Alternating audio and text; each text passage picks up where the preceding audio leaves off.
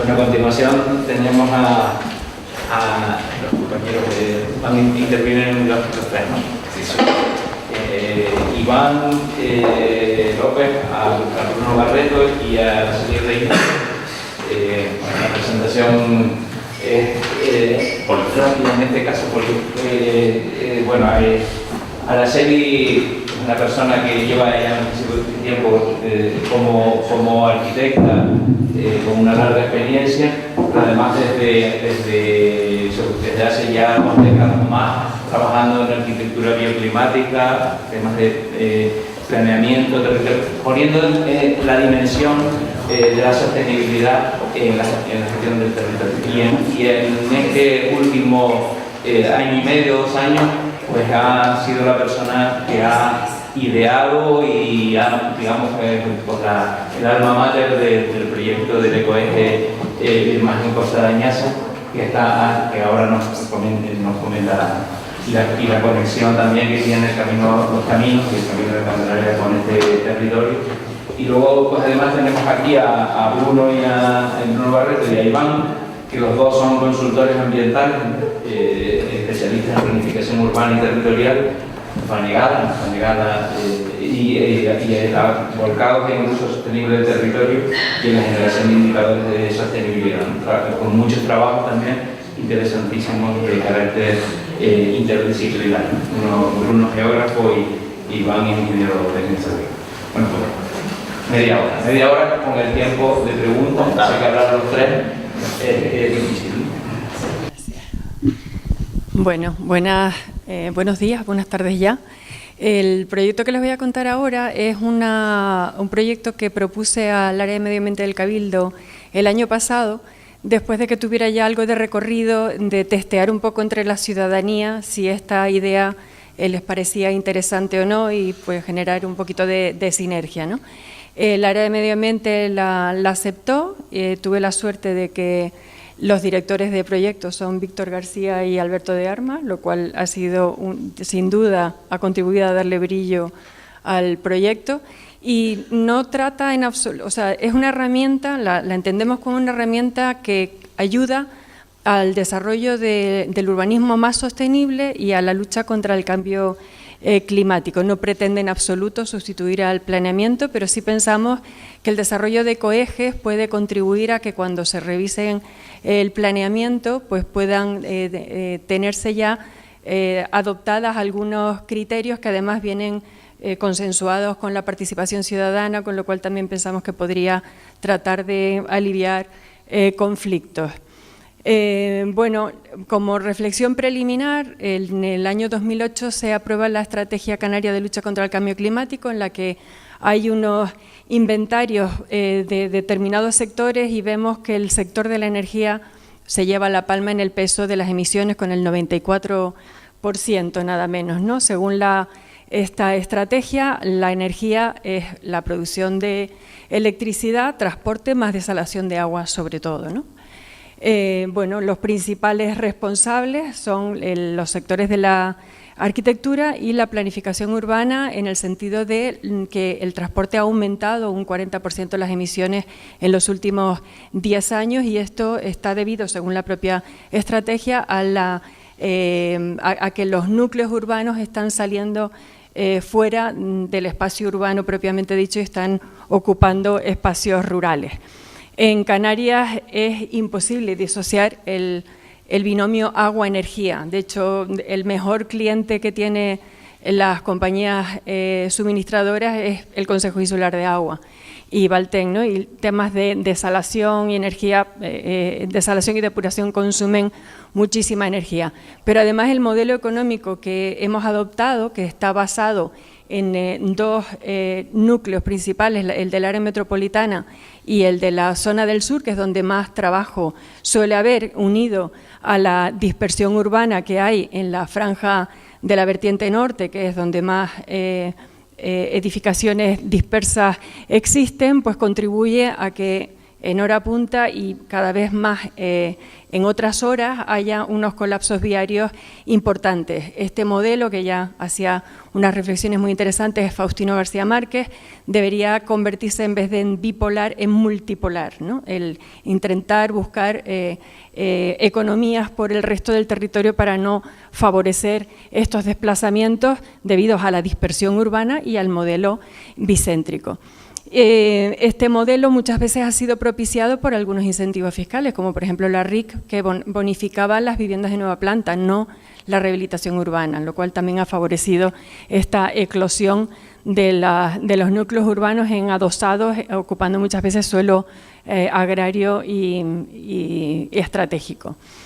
Habría sido más indicado que esas bonificaciones se hicieran sobre todo a la rehabilitación de la ciudad, que en algunos trozos está bastante abandonada. Y luego además el consumo energético se asocia al ineficiente parque edificatorio que tenemos. En Canarias hasta el año 2006 ni siquiera teníamos la exigencia de tener aislamiento térmico en las fachadas, y hay muchos turistas que nos visitan que dicen que nunca habían pasado tanto frío como aquí en Canarias dentro de las edificaciones, ¿no? Y cuando hace mucho calor se está peor también dentro que fuera, o sea que es una asignatura pendiente la rehabilitación de los edificios.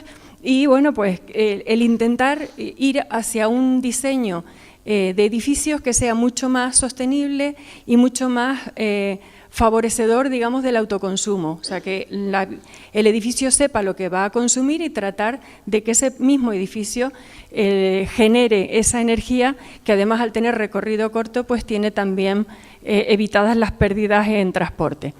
El modelo energético en Canarias tampoco ayuda mucho a la lucha contra el cambio climático porque está basado en combustibles fósiles. Tenemos una penetración de renovables escasísima del 11% y encima parece que la solución va a ser el meter el gas, que es otro combustible fósil, también nos hace dependientes. Lo que haríamos sería diversificar la dependencia.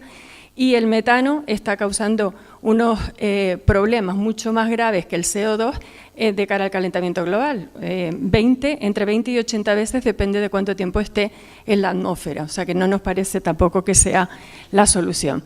Si a esto le sumamos el protocolo de Kioto se firma en 1997 y esto es una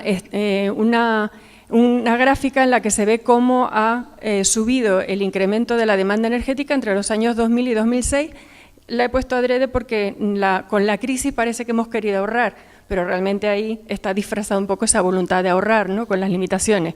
Bueno, pues España es de los países europeos que menos cumple y Canarias peor todavía, ¿no? Y esta es un poco la curva en la que sí está a partir de 2009 esa especie de descenso, pero que realmente coincide con la crisis, y toda la parte azul clara es la dependencia del petróleo y la oscura son las renovables. En la estrategia de lucha contra el cambio climático figura que la agricultura solamente supone un 3,1%, pero claro, es que la agricultura en Canarias prácticamente no existe. El 90% de lo que consumimos lo traemos de afuera, así que la agricultura realmente está representada también en el sector de la energía. Y hay que tratar de avanzar hacia la soberanía alimentaria, no solamente por reducir el CO2 con cultivos ecológicos, sino por tratar de evitar el que consumen o que emiten los barcos, ¿no? Recomiendo ese libro interesantísimo en el que se vincula el modelo actual agrícola al cambio climático.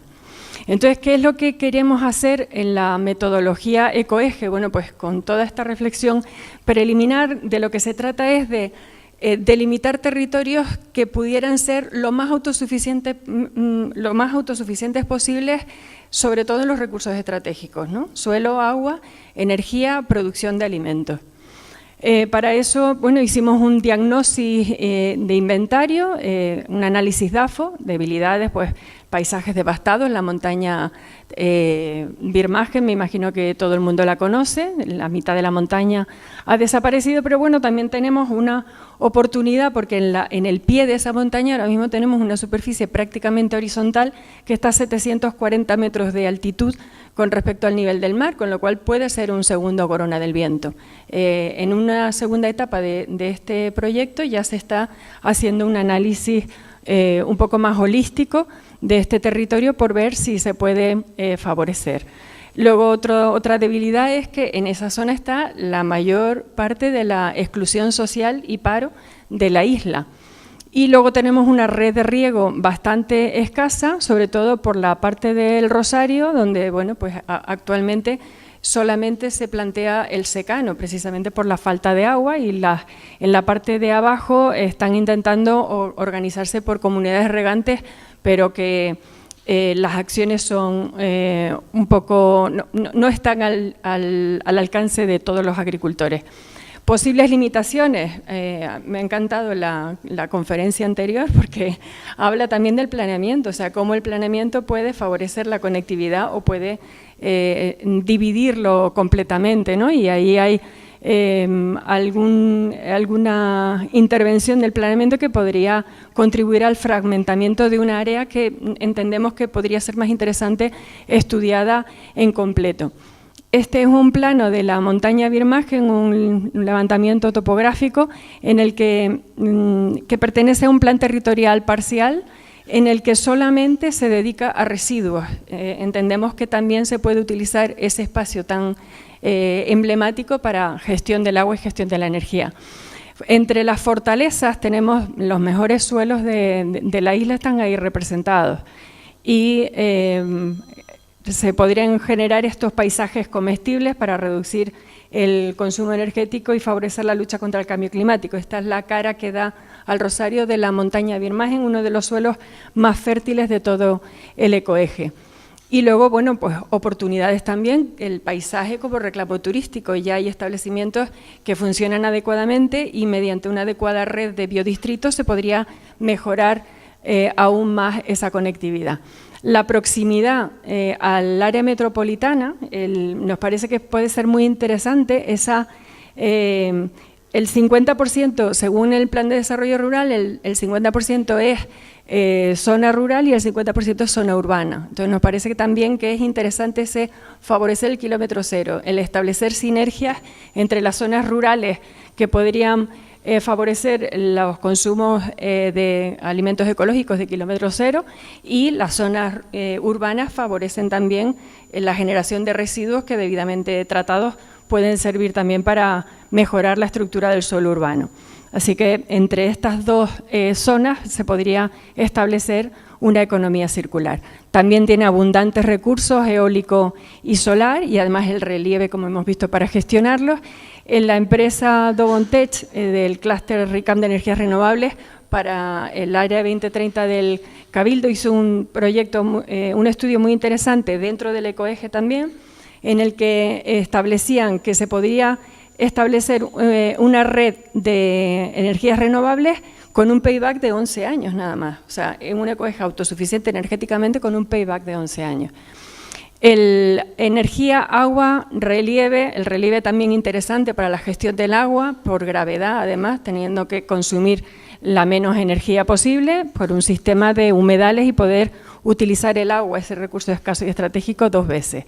Otra de las fortalezas es las interesantísimas iniciativas ecosociales con las que, por supuesto, se ha contado desde el principio y que están muy alineados con la filosofía del ecoeje. Bueno, y al final esto nos da un inventario de oportunidades en el que quedan reflejados todas estas oportunidades. Otra oportunidad, proyectos que han salido del Cabildo, por ejemplo, del Área 2030, que dio dinero a los clústeres para investigar y todos ellos decidieron investigar en el ecoeje y de ahí salió el estudio que les he enseñado de energías renovables, y también ha salido una herramienta muy interesante que hizo el clúster Insignia Empresarial, que es la herramienta Collective para la gestión, para la ayuda a la gestión transversal de estos proyectos holísticos en el que intervienen varias administraciones y que al mismo tiempo permita también la comunicación vertical, o sea que las decisiones que se van pretomando, la ciudadanía las puede acceder, compartir y puede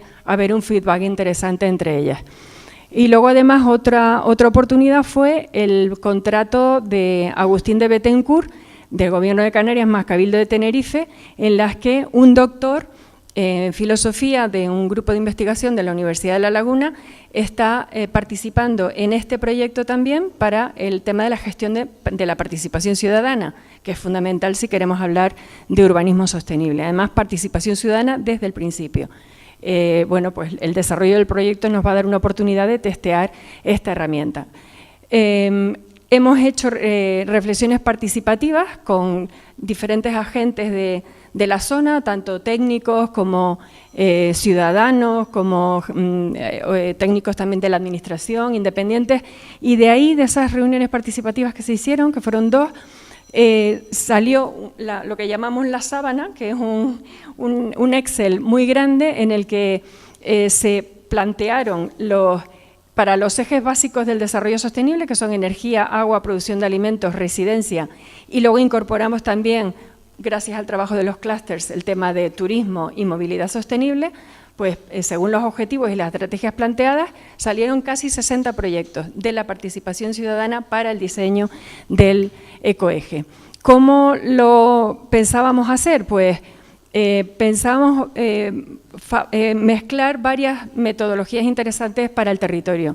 La básica es la metodología PETSI, de Planes Estratégicos de Desarrollo Sostenible Integrado, de Roque Calero, en la que, bueno, estaríamos en la primera fase, ¿no? El tratar de investigar sobre esos ejes básicos de la sostenibilidad, pero hemos incorporado también, gracias al trabajo de los clústeres, algún trabajo que podemos seguir avanzando. Otra metodología interesante es la generación de biodistritos, la puesta en valor y en conexión de agentes básicos del territorio, asociaciones, administraciones públicas, consumidores, establecimientos turísticos, etcétera. Esto todo para apoyar lo bio, que parece que lo bio siempre cuesta más dinero o es más caro, y sin embargo esta metodología, que nació en Italia, en el distrito de Chilento, han comprobado que cada 2 años el tema económico crece un 20%, con lo cual es una buena… Bueno, y luego sinergias interesantes también, como todo el desarrollo que ha hecho el proyecto Lazos en cuanto a mapeo de iniciativas de agricultura ecológica. Y la metodología custodia del territorio. Hay elementos singulares, especiales en el territorio, como la montaña Birmagen, que hemos visto que es privada, que podrían ser claves para la gestión de esos residuos, de esos recursos estratégicos. Entonces, bueno, pues plantear custodia del territorio para poder hacer contratos entre la administración y los propietarios para poder aprovechar esos terrenos, y ya hay experiencias previas en este sentido. Posibilidades de ayuda y financiación, cada vez hay más dinero que viene de Europa para estos temas, ¿no? Y aquí vemos estas ayudas que salieron en el 2014, 980 millones para proyectos de este tipo.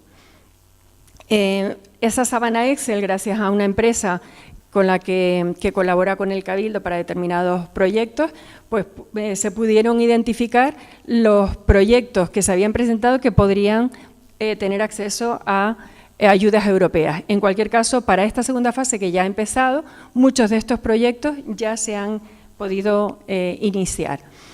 Y luego, además, el hecho de que haya el 50% rural y el 50% urbano, pues hace también que cada una de las zonas tenga sus propias ayudas a otro tipo de subvenciones. Todo para generar empleos verdes, agricultura ecológica, construcción sostenible, que es realmente de lo que trata el Excel. ¿Cuáles son los beneficios esperados? El tratar de hacer un modelo replicable, porque cada ecoeje lo que se trata es de hacer un inventario de oportunidades y diseñar un plan, pero ese ecoeje puede ser replicable con otro análisis DAFO en otros territorios, y además todos estos tienen también posibilidades de relieve. ¿Qué es lo que se pretende conseguir con esto? El tener unos territorios más smart. O sea, si conseguimos hacer ecoejes que sean lo más autónomos posibles, todas esas grandes infraestructuras que son bastante disruptivas en el territorio también podrían minimizarse.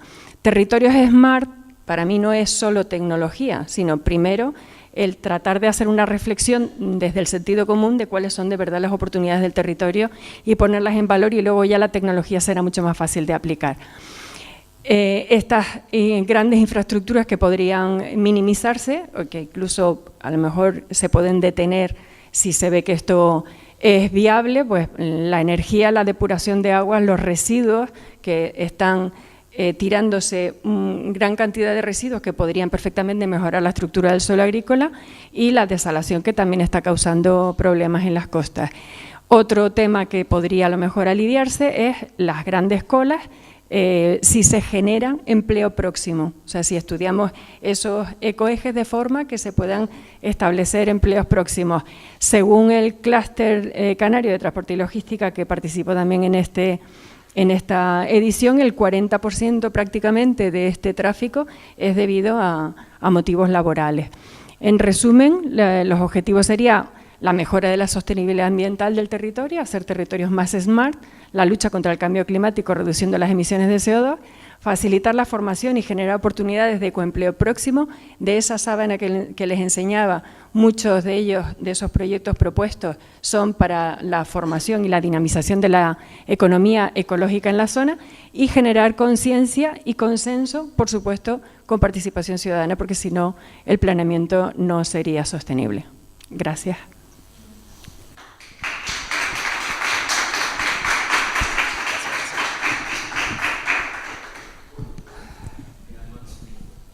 Fantástico. Bueno, en primer lugar agradecer a la organización, a Alberto, igualmente tal y como lo hizo Araceli, que en este caso ha sido una persona que nos ha ayudado, nos ha dado mucho empuje desde el punto de vista de lo que es propiamente el proyecto. Víctor también. Sobre todo darle las gracias por la paciencia que tienen con nosotros, pues somos un poco, machacamos bastante con estas cuestiones, y en esta segunda fase pues estamos un poquito tratando ya cuestiones de llevar un poco más a terreno lo que es propiamente el proyecto. También comentar que ha sido muy positivo en este caso compartir con ustedes sobre todo la exposición de Patricia. En este caso, volver a oír esto es bastante reconfortante cuando uno viene donde viene de estudiar, en este caso, y ya saben que esas iniciativas son bastante dinamizadoras con las cuestiones de los corredores ecológicos, las vías verdes, como en Cataluña, por ejemplo, que es donde tuve la oportunidad de participar y de trabajarlo.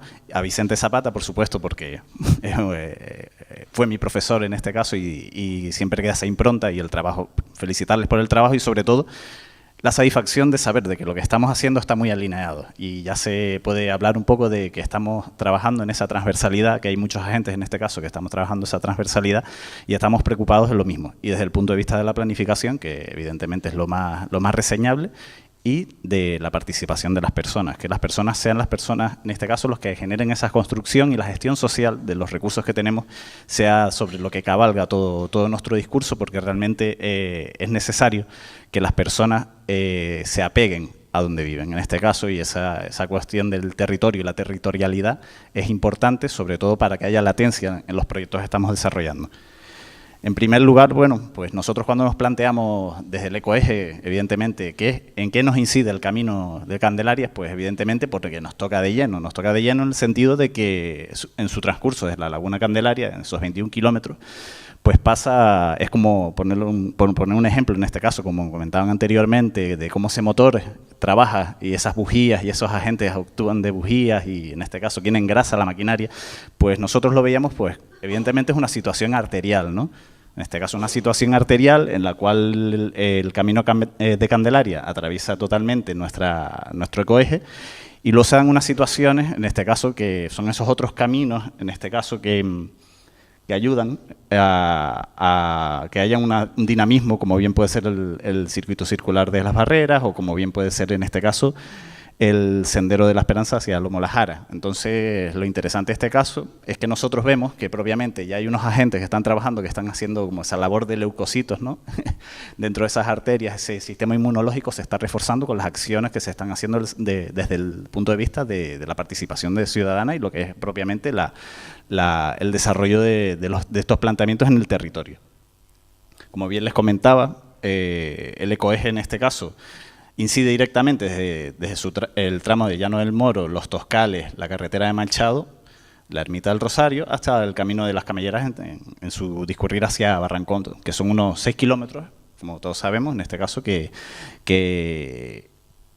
pasan a lo largo del ecoeje. Luego, por otra parte, cuando nos planteamos qué podemos hacer nosotros o qué es lo que identificamos dentro de esa realidad, comentaba Patricia, esa presión, ¿no?, en este caso de lo que sería propiamente, históricamente, que también lo ha sido, la presión urbanística sobre el territorio, de cómo esa concesión en su momento del Rosario hacia el Ayuntamiento de Santa Cruz, pues condicionó un poco esa punta de lanza que vemos en el desarrollo urbano, que en cierto sentido ha constreñido un poco lo que es la actividad agrícola.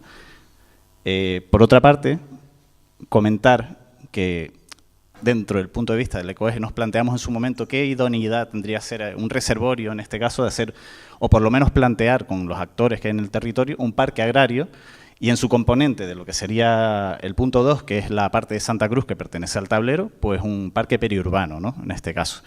¿Por qué? Porque tal que, y como vemos en este caso, esta arteria que viene a consolidar este tipo de recursos, que es el camino de Candelaria, pues esta arteria, pues haciendo esta distinción entre lo urbano y lo rural, vemos que tiene la necesidad, en este caso, de esa protección y de dinamizar acciones en el sentido de que lo rural vuelva a tener una componente de importancia, pero sin desestimar lo que está pasando alrededor conforme a lo urbano, ese crecimiento un poquito más diseminado. ¿Por qué? Porque los ámbitos urbanizados, bueno, no se aprecia aquí principalmente, esto es extraído del Google Maps, es como ese urbanismo en espera que nos encontramos en el tablero, en el cual lo más bonito ahora mismo que se puede observar la toponimia de las calles, que hacen referencia en todo el tablero a lo que sería propiamente frutales, toponimia típica de los cultivos, y ya nos encontramos por esa cuestión de urbanismo en espera, pues algunas problemáticas, como bien puede ser pues el rabo de gato del Penicetum cetaceum, que está ubicándose aquí en esta, no es reciente la otra fotografía, pero sí es cierto que se ha expandido de una manera más ferviente, por decirlo de alguna manera.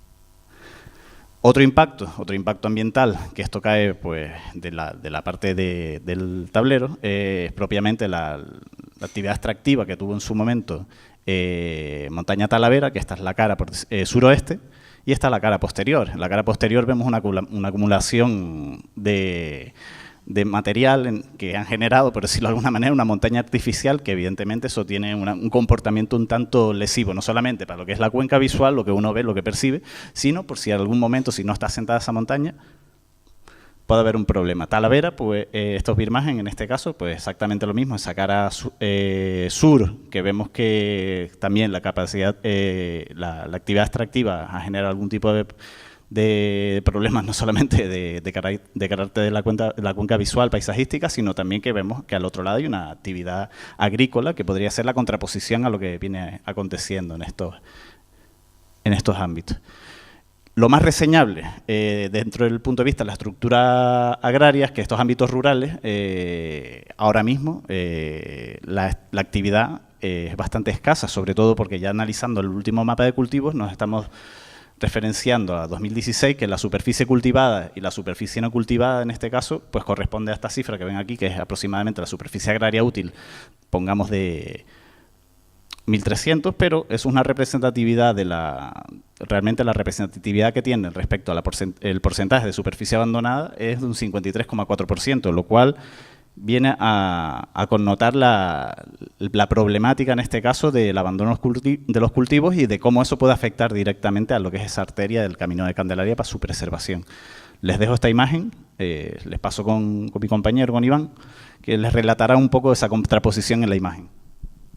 Lo primero, sumarme a los agradecimientos de mi compañero y que siempre lo decimos y nunca nos cansamos, agradecer y por liarnos en esta historia que ya llevamos más de un año, ¿no?, más o menos, y ya llega un punto en el que estos proyectos ya uno los asume como algo más que un proyecto técnico, sino es algo ya que uno se enamora, ¿no?, como decían antes los compañeros en la presentación. Y por eso, si me permite, me voy a salir un poquito del ámbito más técnico y me voy un poco al ámbito más del alma, del corazón de uno.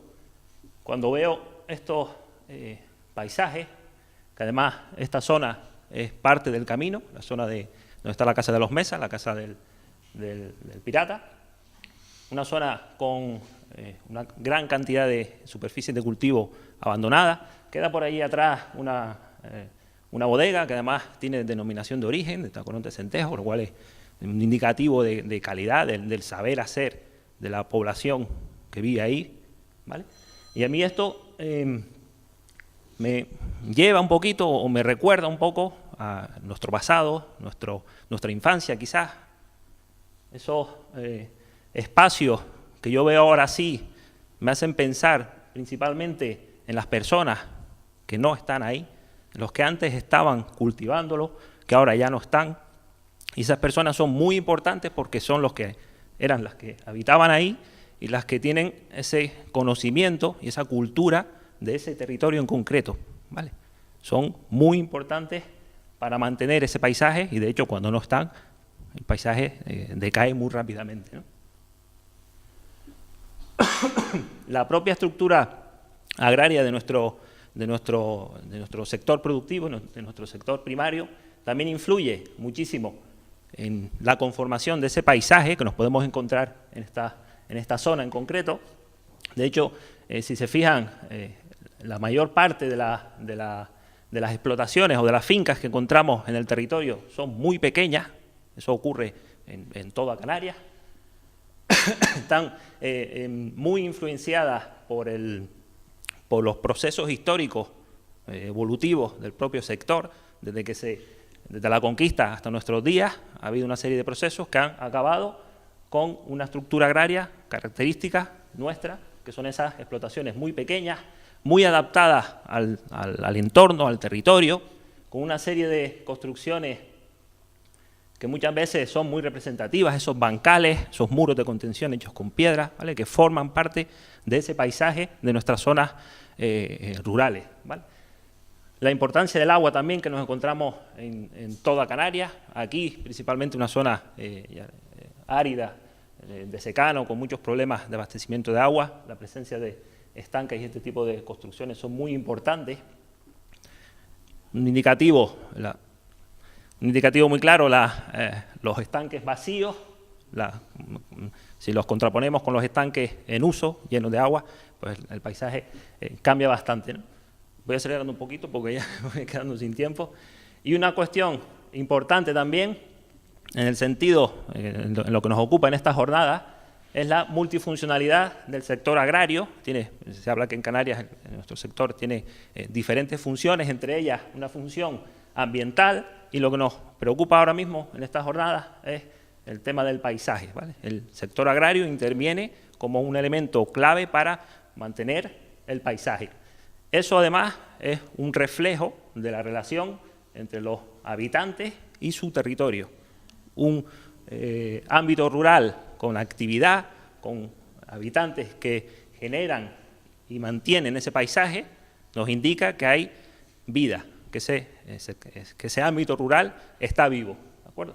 Esos habitantes al final lo que hacen es gestionar esos espacios, que son muy importantes para nuestro futuro, porque, entre otras cosas, son reservorios del pasado, de ese conocimiento cultural de generaciones de habitantes que nos lo ponen a disposición nuestra, ¿vale? Esa gente, al final, lo que hacen es custodiar, vigilar esos espacios que son sus casas, es su hogar, y lo ponen a nuestra disposición. En cierto modo también es nuestro hogar común, ¿vale? Es nuestro camino común, ¿de acuerdo? Y surge entonces la cuestión importantísima que planteamos desde el ecoeje, de acercarnos a esas personas en concreto para conocer su opinión, para saber qué necesitan, para conocer sus esperanzas, sus miedos, sus planteamientos de futuro y trabajar en base a esas cuestiones.